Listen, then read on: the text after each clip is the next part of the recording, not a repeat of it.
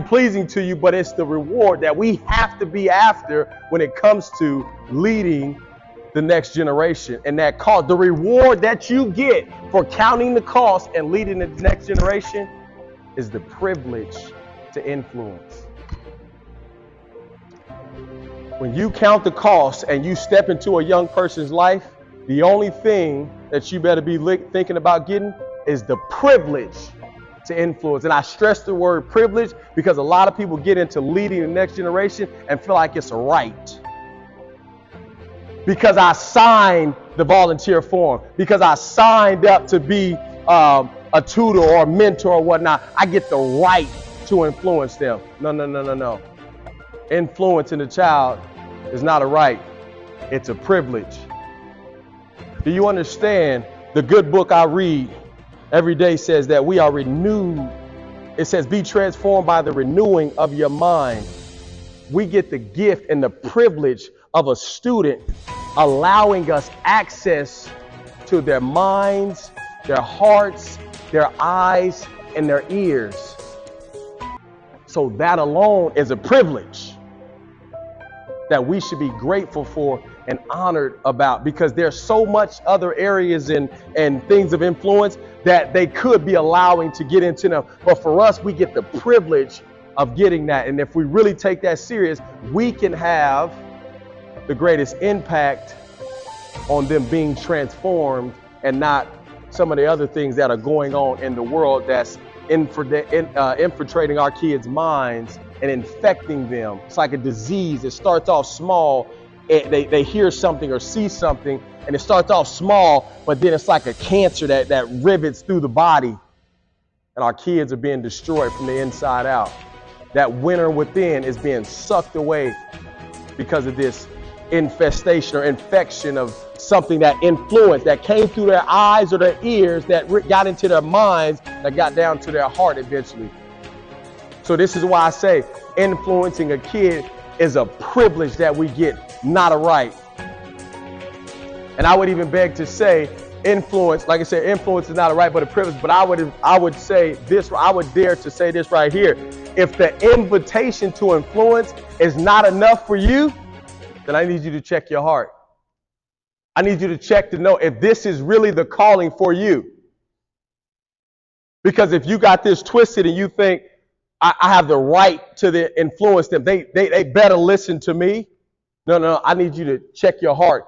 If them inviting you into their life, into their minds, into their hearts is not enough for you, hey man, you'll constantly be in a state of frustration, anger, confusion when you're leading the next generation.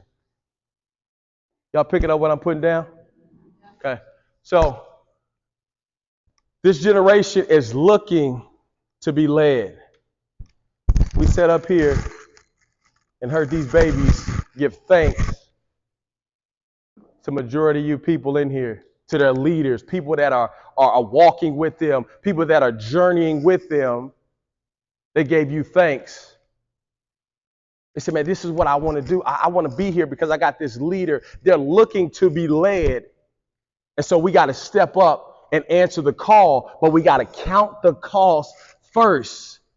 The good book I read also says that, hey man, what man goes into building something before they first count the cost to see if they can complete it? Are you counting the cost of getting a student to completion? Or are you just getting in this for your ego? To say, I had a part of that. Oh, look, when you make it to the list, I need tickets. When you make it big, I want to be on the front. And I know we say some of that jokingly, but if in your heart of hearts, if they do get to that point, and you get to really feeling like, hey, I made an impact in your life, hey, I should deserve something, hey man, you operating out of the wrong heart. You haven't counted the cost of this thing.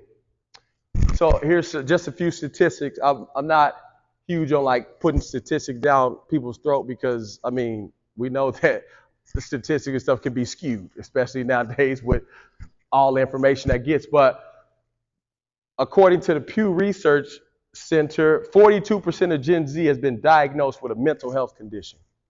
42%.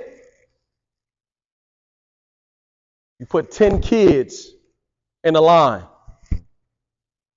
4 of those kids are dealing with mental health, have been diagnosed with mental health conditions. Then there's a connection and a correlation between substance abuse and antisocial behavior that's correlated to the mental health issues. So it's building on each other. We're seeing the leaves from a tree that has a root that stems to brokenness. But all we're seeing or trying to fix is what we see on the outside. We're not trying to get down to the root. So that's why they keep saying in that cycle. But then the one interesting thing that stood out to me was 90% don't feel equipped for the future. So that was startling but encouraging as well. It's starting to know that, hey man, this is a generation that think they know it all, have everything at the tip of their fingers, but yet they still don't feel equipped. That's where the encouraging piece comes in, because if you don't feel equipped, that's an opportunity for us to come alongside them and equip them. Proof that our kids want to be led. So you say, what cost?